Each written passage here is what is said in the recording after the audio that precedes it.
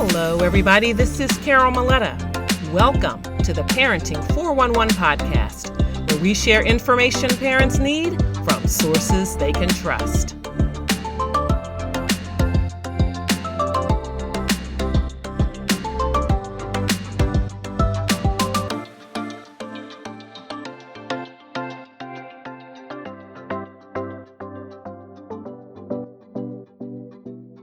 Welcome back to another episode of the Parenting 411 podcast. Today, we're going to be talking about something that I bet all of us parents can relate to, and that is how do we organize all of these photos? On the one hand, these smartphones are a real blessing for us. We can capture so many moments. And then on the other hand, we end up with so many photos because unlike in the days when we took pictures and took the film off to be developed, we actually can see in real time if a shot isn't quite what we want. And so we can just take many more photos. And the problem is a lot of times we don't delete those photos, but even the good ones, we sometimes just don't know what to do with them. And so my guest today is really going to help us out with that. And it just can't come soon enough for many parents. I wish I had learned about her a little earlier when my children were young, but she's here today. Her name is Cathi Nelson. Thank you so much, Cathi, for joining us. Yes, happy to be here.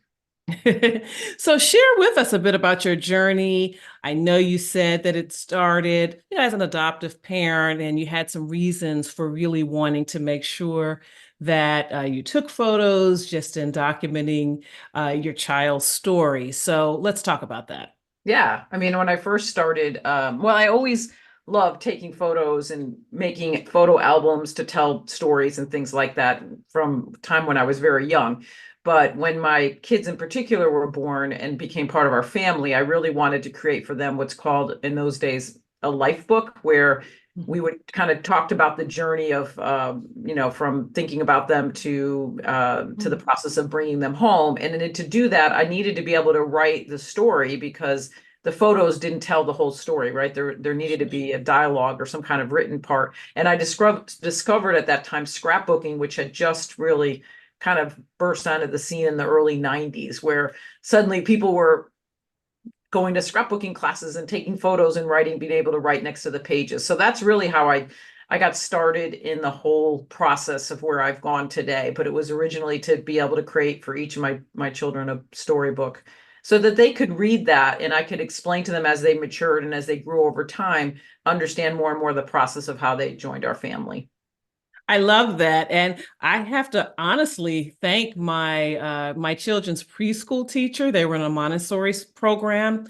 And actually, they asked for something, a photo story. They asked the parents to do that. And of course, at that point, they were just 3 years old. So there wasn't that, we didn't have as much, a lot of photos, but not as many as that would later come. And so I did that for each of the children. Actually, there was only one teacher. I have twins. So one teacher asked for it, the other teacher that wasn't part of her program, but I did it for both of them. And so what I did was just keep going. And she just wanted the photos, but I started, and I'm not really sure if I was aware that much about what was going on with scrapbooking, but I put my own little comments there, commentary with the photos. And so I ended up carrying that out until they were 18. There are a few spaces where I have to go back and drop some photos in, and I will. They're 24 now, but I will do it. I will I will finish. But for the most part, I kept it going, and we presented it to them.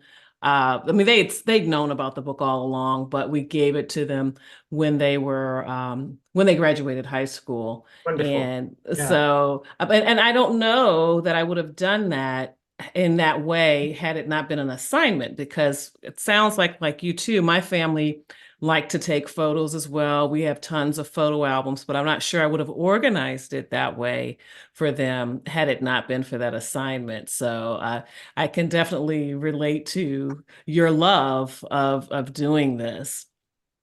Yeah, and the point that you made too about the organizing, I always I like to joke sometimes that organizing is like the idea of watching paint dry. I mean, nobody like it's not something that we love to do necessarily with photos, but because I believe photos tell the stories of our lives. Like we are visual storytellers. The minute cameras were put into our hands in the early, the late 1800s, people started taking photos to tell stories. And we know that we look at old photos and if there's no story attached to it, it's really frustrating. Who was in the photo? When did it happen? I don't know who these people are. And so that's the process of that's what matters, right? Because you need to have the story that goes along with the photo is critically important, I think. And then that helps with this whole organizing process, which we can talk about in a minute. Sure, sure. And speaking of knowing your story, you and I talked a little bit about how research shows that children have better self-esteem when they know their family's story. So talk about Yeah. that. Yeah, it's called the Do You Know survey, and it was done, I don't know, probably 15, 20 years ago now, but I'm sure there's additional studies, but when they asked, they could create self-esteem in children, but when they asked kids about they found that children had higher self-esteem if they knew something about where they came from, who their grandparents were, who their aunts and uncles were, even if the stories weren't positive. I mean, it's not because, right, life is hard, right? So it's not everybody has some romanticized story about their family of origin, but even in spite of that, then the lessons that we overcame hard times. An example of me when I had learned that was when my husband lost his job and he went through a long period of looking for work. This is long enough ago, not that long ago, though. We used the want ads. We still use the newspaper to look for work, and every Sunday, he'd get that. Oh, and it was just exhausting, and send off resumes. Now we just send them off, and you never get any response. It's still an exhausting experience for most people. Sure. But what I did was I documented that when he did get a job, we built a bonfire and we burned the want ads. Mm. And I documented that when we took pictures, but I Oh. wrote a story because my dad had lost his job when I was in high school. And we never really talked. It was like one of the pivotal changes in our family's life. And he didn't never really totally recover from that, but nobody talked about it, right? That was like the Mhm. kind of a secret in those days. You didn't have conversations about that, what it felt like. And I thought this is an example of where you can use photography and storytelling to kind of create a narrative that is helpful and impactful that my young adult children now, I could actually share with them, hey, your dad did struggle at one time. He didn't always have a job. It wasn't always easy for us. I like that. And something that I talk about with parents, especially when I'm talking about cultivating cultural awareness and appreciation for diversity, is the fact that and it goes along with this study, which I am going to look up. I hadn't seen this study, but when you know your story and you have pride in your story, it's not hard to imagine that other people do too. And so it's not threatening to you when someone else expresses pride in their culture or any aspect of it, or pride in their family. You're not threatened by that because you're proud of your own family too. You have a story as well. And in fact, because you have done the work to learn more about your story, you may even be curious about other people's story and want to hear about it. And I think that's really something that's really important in our country today. Oh, I agree. I always say, if we could only, I mean, as professional photo organizers, and we have hundreds and hundreds of people throughout the country and the world who do this. If everybody could go into a family or have a family give them a box of photos they care about, we would quickly see that we are so much more alike than we are different. It is not a mystery of what people take photos of. I mean, I've looked at hundreds of families, and it's right. I'm sure you could guess probably as well, but it's going to be the baby, the day the baby's born, the weddings, the birthday celebrations, the first day of school, probably, always standing there with the lunch boxes or whatever, getting ready to go to school. I mean, it's really uh, and traditions, whatever kind of holiday tradition that family follows, or the different Hmm. foods that they might eat, right? It's all going to be it's all documented usually in some form of photos, and it's really every culture across all cultures Hmm. document those type of experiences, and it kind of eliminates that othering Hmm. because you Hmm. realize, yes, we believe it or not, we Hmm. all have a lot of Hmm. similar things that we hold, that we value and we cherish, and a lot of times those do come through in what people take photographs of. That's so true. We'll be right back after this.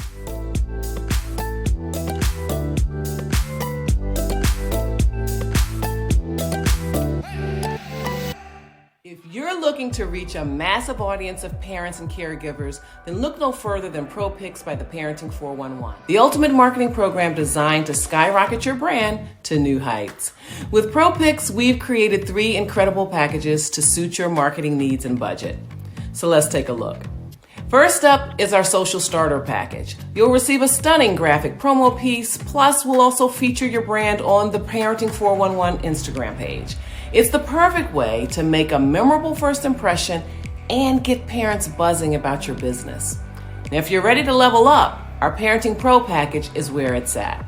You'll enjoy all the benefits of the social starter package, plus more awesome benefits, including exposure on the Parenting 411 podcast, which reaches parents in more than 22 countries each week. But wait, there's more. For those seeking the pinnacle of marketing power, our Elite Exposure package is the way to go. You'll get even more exposure across our platform, including thousands of followers and connections on LinkedIn. Get ready to dominate the airwaves and establish yourself as the go-to resource for families everywhere. Take advantage of ProPix by the Parenting 411 today and unlock unparalleled marketing opportunities for your business. But I should tell you that prices are set to increase on November 1st, so act now. ProPix by the Parenting 411 is your passport to the hearts and minds of parents. Visit ProPixbyP411.com. Join us today and watch the magic happen.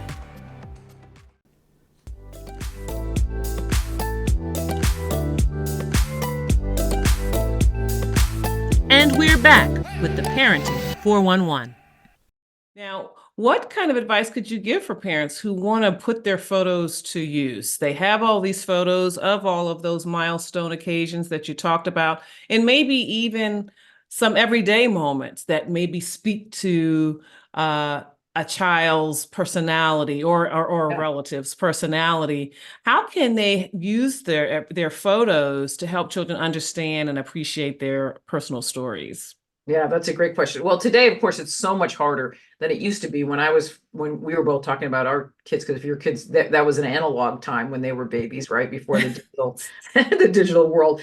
And then they straddled, right? Their early year child photos are going to be analog and printed. And then at a certain point, everything switches to digital and there's no photos anywhere, right? That's a common experience for everybody everywhere at all time, because that's what's happened since, the phone became our point and shoot camera.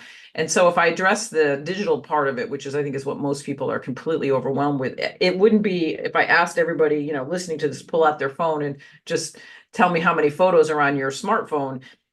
If you say anything less than 35 or 40 or 50,000 photos, I'm going to be surprised. So I don't know, Carol, if you know how many photos are on your phone. Yeah, I had that. That's about right.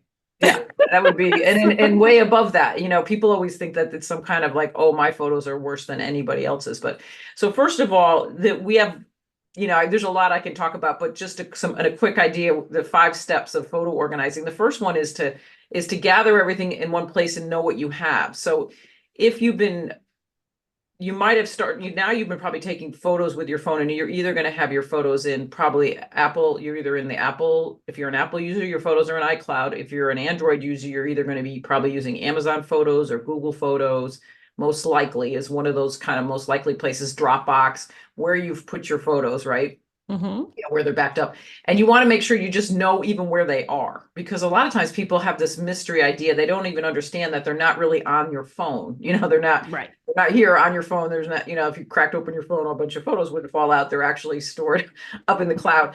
And we tend to, and so that's the first thing, to get an idea of where everything is. And then the next really important step in that is to start to take a habit where you start to delete photos, right? Because you have way too many photos and screenshots. Even it was Memorial Day weekend. That's when we're having this interview on the day after Memorial Day weekend. I went to New York City to see my daughter. It was wonderful. And I wanted my husband to take a few photos of her and I, because she's older now. We don't have as many. And he didn't take just 1 or 2 though. He took, 25 or 30, here, stand here, do this. Exactly. Well, they're all sitting there now on my camera roll, and I need to have the discipline to go in and eliminate at least all but the ones that I like, or at least give it a heart, a star, so that you're actually just even identifying that you like that photo. That if you don't delete, but if you just even give it a star, that you like the one photo that you like the best. you're going to already start to be able to curate your photo collection in a way that is helpful. And then to set up albums in your camera roll, you can easily go in there and create an album, and you can say, favorite family holidays or family memories or things like that, and kind of start to sort your photos that way, so that when you're ready to either print them to make something for your kids, or to even hand your kids your phone, if they're going to be looking at their photos through your phone, you've already curated that collection for them, and they're just looking at the photos that you want them to see. Yeah, I've done that as well. Still have 35,000 Yeah. photos, but I've done a little bit now. But that part about getting into the habit of deleting photos is Mhm. really huge. And like I said, we have so many versions of the same photo. Yeah. It's like a maintenance, it's like Sunday maintenance, or different people have like a delete date or something like that, where you Oh. just put it on your calendar and you spend 20 minutes. There's some great technology. There's a really great program called Ollie, Ollie, which is an app. It's only right now for Apple. They will be adding it to the Android in time, but it gamifies it. They make it really fun. There's this little octopus, and they only grab, 25 photos at a time, and he throws them up in the air, and then when you um it gives you like rewards, like little bells and things like that. And AI eventually knows what photos you like. It doesn't really delete them, but it moves them into a folder that your best photos and your worst. So there's the technology. There are companies who are out there trying to help us, but it really, then you have to learn something new and things like that. So for the best practice could be just to say my delete day is Sundays at 5 o'clock. I'm going to delete, 20, 35 or 100 photos today, and just really try and stay with that. But the other problem is the expense of the storage that we're creating, because that the photo companies are not incentivized in any way whatsoever to make this easy for you, because they want you to keep buying what is inexpensive storage. Oh, $1.90. Oh, you need a little bit more. You're out of storage. For $1.99 a month, you can get another X gig of storage, right? But you keep, well, it's like they're saying, oh, I'll just add another closet on the back of your house. Keep going, buy all those shoes you like. Don't worry about it. I'll just put another closet on the back of your house. Then you'll be like, no way, which is kind of what's happening. Yes, that's a good analogy.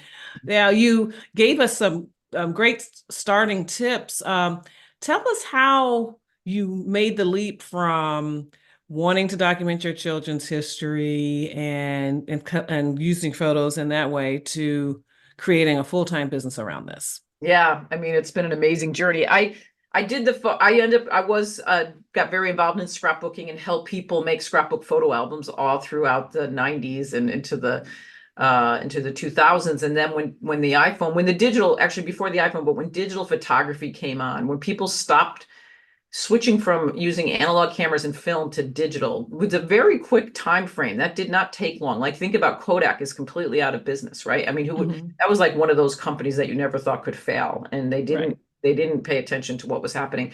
And so as the consumers, I called it my incredibly shrinking paycheck. As people stopped printing photos, they stopped needing the supplies that I sold, but they kept Oh. asking me, could you teach me how to, I want to email my photos. I don't know how. In those days, we didn't shrink, email didn't make a photo, or how do I get the photos from this memory card to my computer? And people would come to me with baggies of memory cards, and I realized they were thinking of those little memory cards like they were rolls of film. So I learned about all of that early on, Right. and I would help all my friends and things, until a friend said, well, what do you charge per hour to help me? And I was like, Maria, I'm not going to charge you anything. I mean, that's crazy. She was a good friend, and to this day we tell the story.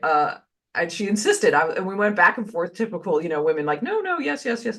I finally said, okay. And she said she had paid a residential organizer to help her move. And at that point, I had never even heard of residential organizers. I was like, really? You paid somebody to help you move? What a cool idea.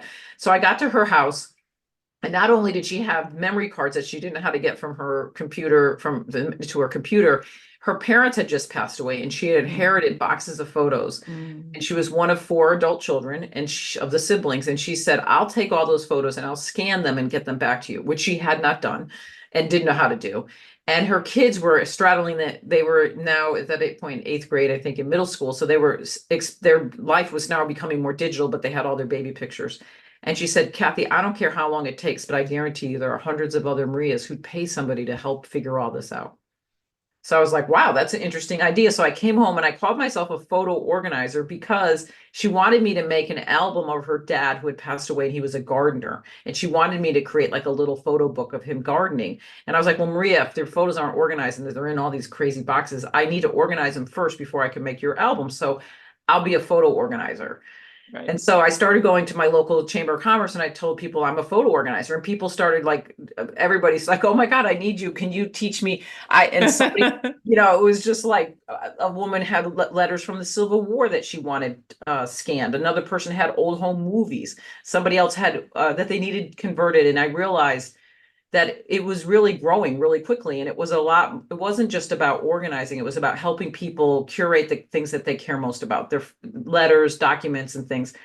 And so as other people started finding me and saying, can you teach me how to do this? This looks like a really interesting business. 15 years ago, I created the Association of Personal Photo Organizers. Today, we're called the Photo Managers, where we offer certification, training courses. So we have over 700 members who all have their own unique business identity. I'm not a Hmm. franchise. I'm not a direct sales model. I'm literally the association model where we offer training and support and a great community and we grow and learn together. And it is a full-time job and it's only getting bigger because the world is, it just, everybody needs it more and more. And it's really meaningful work.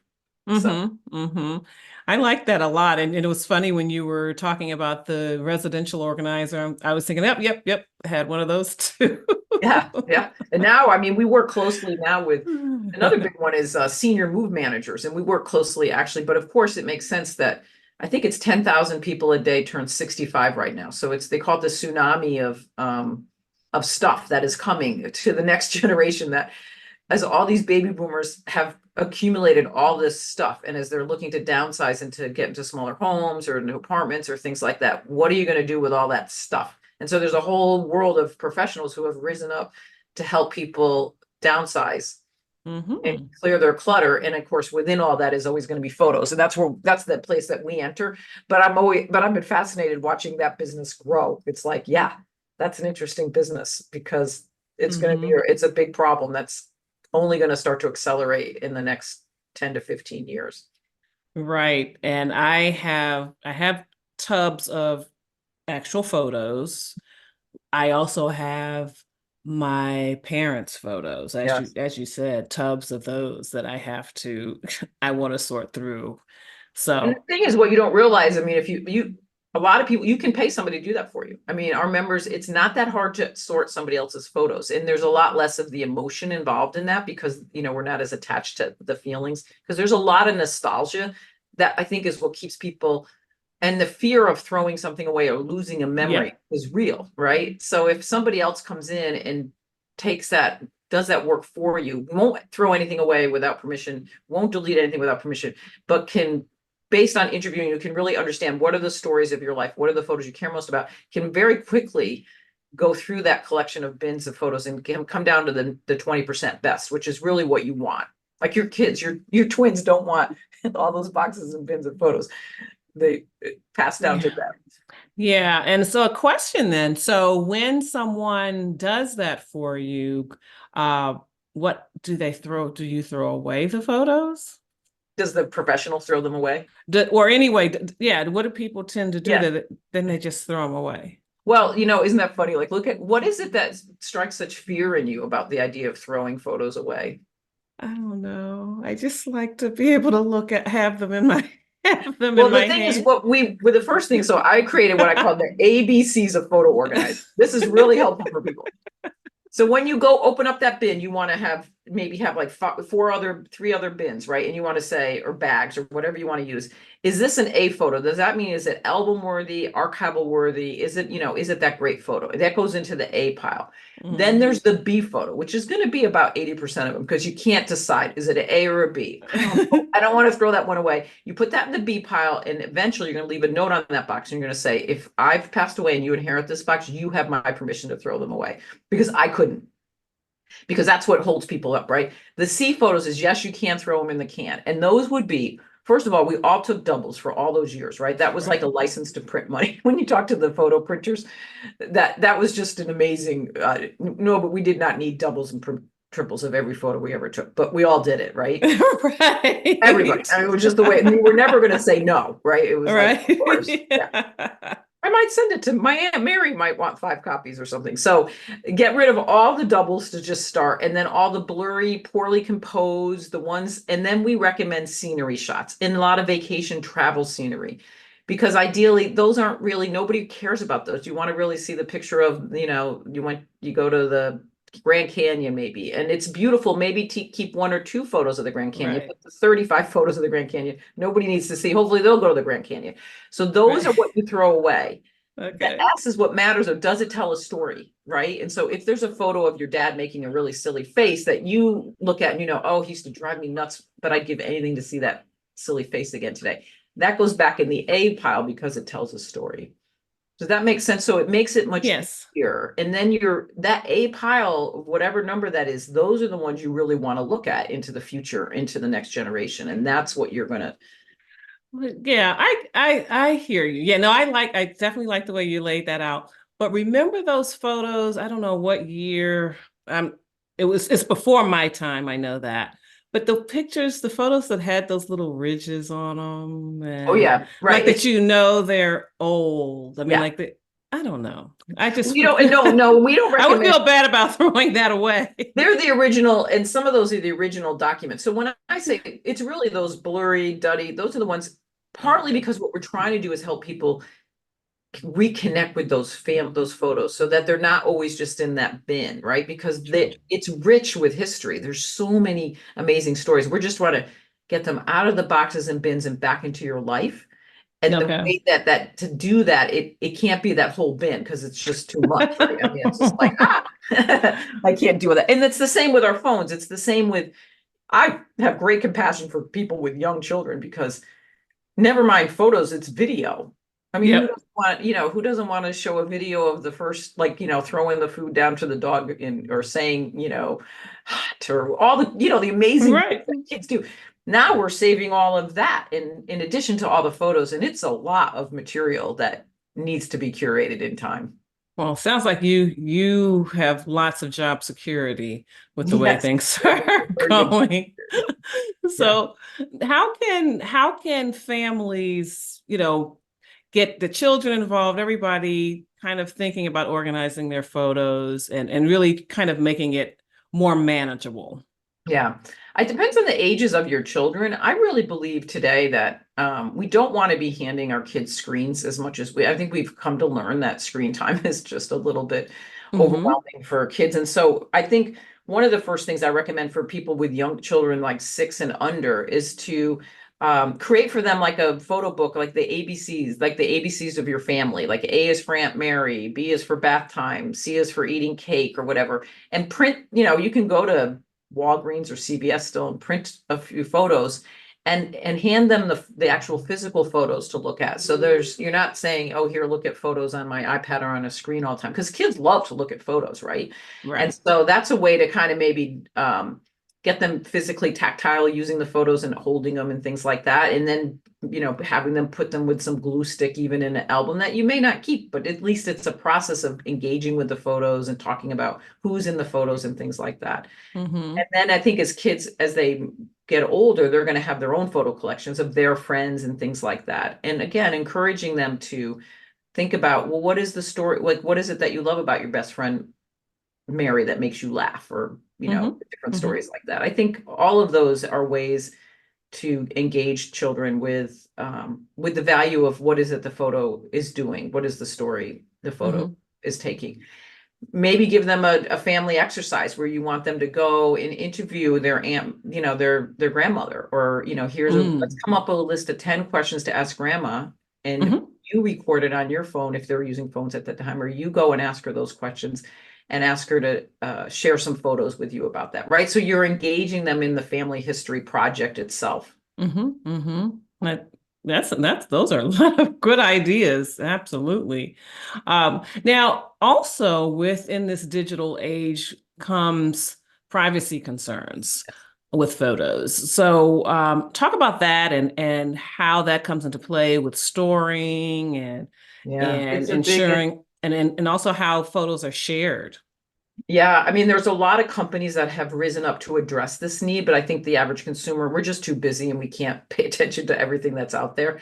I really recommend that families do teach their kids that, anything that we post on the internet is public domain, even if you think you're only sharing it, to a handful of people, a screenshot or anything. And it's terrifying and to hear the news. I mean, there were some recent terrible stories just recently about what AI is starting to do, where kids can take AI and do things with photos. So I think just educating yourself and your children about who owns those photos and reading the fine print. We know that like Google Photos, if you agree to Google's terms, they do have I'm pretty sure they say they own your photos. Like who owns your photos? Do Wow. you own your photos or do they own your photos? And that's all buried in there, like Facebook and Instagram. That's why there's not these big lawsuits, right? Because at some point we agree that that's like public domain information. So I really recommend that families do the research. There's a company called Permanent. There's a company called Forever. There's a number of really great. Mylio is another great photo organizing software program that allows you to keep your photos private and gate who can see different parts of your photos and things like that. So you just have to take Hmm. the time to do Wow. the research. It's not, it does take a little bit of effort. And I think there'll be more coming because I do think the consumer is becoming a better educated consumer and it's coming fast. I mean, AI, I mean, all of this is really accelerating with AI because AI allows us to manipulate images and do anything we want with them. It's a big problem in terms of what's true and what's not. And it's going to creep into our personal lives if people take photos of our children or of us and manipulate it in a way that we can't have any control over. Right. And that's a concern that I had about, wow, it's probably about 5, 7 years ago or something where I saw on something on Facebook and we were kind of getting a glimpse of this AI and what you could do with images. The general public now, scientific community, they knew about this all along. But I said, I can envision a day where they can kind of use your image and put you someplace like in a place where you never were. I mean, this could be a problem for crime and just other things where they can say you were at an event and you met with this person, that's you standing there talking to this person and you weren't there. And that's what I worry Our about. voice, and they can mimic our voices and things. So Mm-hmm. it's these are scary thoughts, but I think just educating yourself and just being aware and starting to practice better hygiene and so just being a little bit more careful about I don't post near as much as I used to. And I noticed that my nieces and nephews who have younger children, one family posts a significant amount. I'm really surprised at them sometimes. And I have others that I don't, unless they text me a photo of their kids, I don't see them because they're not putting them on social media. So, I mean, it's an individual choice by families, but I do think I do think caution should reign at this point because of what's happening. Right, right. And I actually see, especially in my space with parenting, I do see a couple of people, influencers online who are talking about this very thing. They are very much against people posting photos of their children and like repeatedly and really almost it's almost a business, a family business. Right. Yeah. And Sharing it all of takes these away, photos. I mean, again, you got to be careful, but it also that what we know that the kids today that are now 13, 14 are kind of angry at their parents, some of them. So they are. There Okay. is I've heard that. I mean, I've read, I don't know if all of them are, but I would imagine some of Right. them feel like, well, that wasn't my choice. That was my image and it wasn't my choice to do that. And so Okay. it's not something we've really thought about. Where in the old days, the printed photo, it was in the box or you either had to share it with somebody literally instead of the ability for it to just go all around the world at any moment, which Hmm. is the minute it goes up on the internet, it lives forever and you can't change it. You can't get it back. Hmm. We'll be right back after this.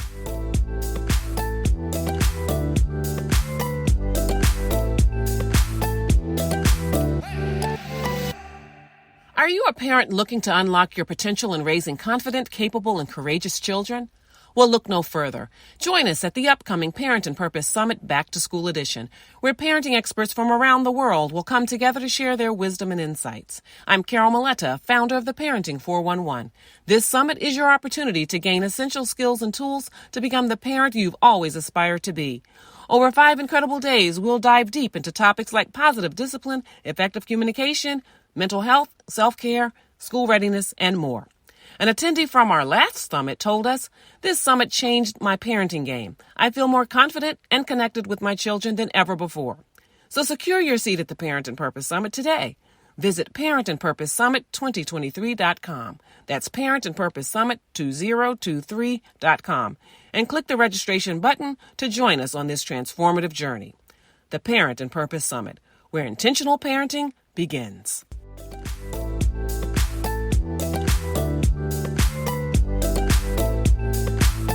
And we're back with the Parenting 411. Now, earlier when we were talking before today, you had mentioned that photo printing is becoming popular again. So talk about that. Why? I think exactly what I'm saying. I think there's a nostalgia piece. What's fascinating is there's a huge subgroup of, I think in their 20s and things, where people are buying film cameras again and they're taking pictures with film because they feel like it's more real and you can manipulate film differently. Film is a very different looking photo than a digital photo, right? Which is really it's just data. The digital photo is data. It's not really a photo. It's a bunch of numbers as opposed to film. And what's fascinating is then they turn around and buy a lot of equipment to do what's called camera scanning, because they have to scan it to turn it into a digital image to share it. So it's like a double work that's happening. But that's a big, I've talked to some companies that are just thriving by creating the equipment for that. The other reason I think printed is coming back for this very reason of privacy, that I think one is they realize there's something really fun about looking at photos tactily. I'm online all day long, right? I mean, I go from one Zoom meeting and, I'm staring. I don't want to look at photos on my screen anymore. I want to look at a photo book, and and I love flipping through the pages of a photo book. And so I think the photo book companies are saying that they went from a long downswing to really a ramp back up. And I think it's just because consumers realize they're really having fun with making photo books and sitting down and looking at them and things like that. So. Well, good. See, that kind of gets back to what I was saying about liking to have those photos in my hand. But I will take your advice about how to thin the supply out a little bit. Now, what are some creative ways that parents can use photos that they have maybe for different purposes? Yeah, there's so many things you can do today. First of all, just a gallery wall or the old photos like of family members, like on, in a frame on the coffee table or whatever. I mean, I think about growing up if I close my eyes and I walk back into one of the homes we grew up in, I know where the little photos where I know where the photos were. It was like in a little carousel that I would look at, and I could picture the photo on the wall that it was like a really unattractive painting of some sort, but I remember it was over there. I mean, it was the same, they never changed it. But so our memories is we remember what we see over time. So I think family, like a gallery wall, family photos that kids might pass by 1,000 times a day, it's getting into their brain, who are those people in the photos and things. So that's just an easy kind of one that go back to framing, go to, print some photos and put them in frames and put them out. But other fun things is today you can do make like a blanket. You can put photos on a blanket and have it printed and say, when you're feeling sad or lonely, this is me with my arms, or this is your ancestors like holding you. Oh yeah. That's a fun idea of something that you can do with photos. Also, put up like clothesline with little clothespins and then change those out over time, and get kids involved in changing the photos that you want to have displayed. And there's all sorts of programs that will upload your photos and print them and mail them to you and things like that. So there's lots of different ways to do that. But I do think the fun way of putting photos on coffee cups or lunch boxes or all different ways like that is just another way of letting your kids know I love you, or this is something I'm thinking about you. Lyrics to a song with photos is really fun, creating music, or even taking the words of lyrics and putting them with the photos so that if there's a favorite song that you all love that you sing together as a family. That's cute. That is cute. Now, I wonder if your children feel the same way about photos, or do they practice some of the strategies you do with their own photos? What's their outlook on this whole It's thing? believe it or not, my son. So my son is 29 and my daughter's 26, and my son does this now for a business. He's here in Connecticut, and he 2 years ago, he started where he picks up families' photos, scans them, and does all sorts of amazing things. And he tells people part of it is because growing up, he didn't really he had no photos of his original birth family. So he feels sad about that. And he wishes that he had that access to that. And so I'm always amazed. He's got a big heart for it. So for him, yes, he's real passionate about it. My daughter is definitely not, it's just not on her mind too much yet. I think she's also at that age still where if she doesn't like a photo of herself when she was 10 or something, she doesn't want to see it, kind of a feeling. She's still self-conscious a lot, but I know she takes lots of photos. I mean, they all take tons of photos. So, well, anything else you'd like to share before we close out? yeah. I mean, I just think hopefully I've given parents some kind of inspiration that we are a people of stories, right? And we tell our children stories. It's how we teach, it's how we build it's just how we build resiliency in ourselves and in our children. And I think that's just really important. So don't get hung up on being perfect. Done is better than perfect. No, it doesn't have to be a overly creative, cute. I think that's what happened with scrapbooking, like the really creative people. Then we compared ourselves like, oh my gosh, I can't make a photo book that looks like that. So I think I'm sure your kids, my kids don't look at the stickers or the different, cute shapes I made photos. They look at the overall stories behind the photos. So keep that in mind. Well, how can we follow you on social media, your website, and all of that?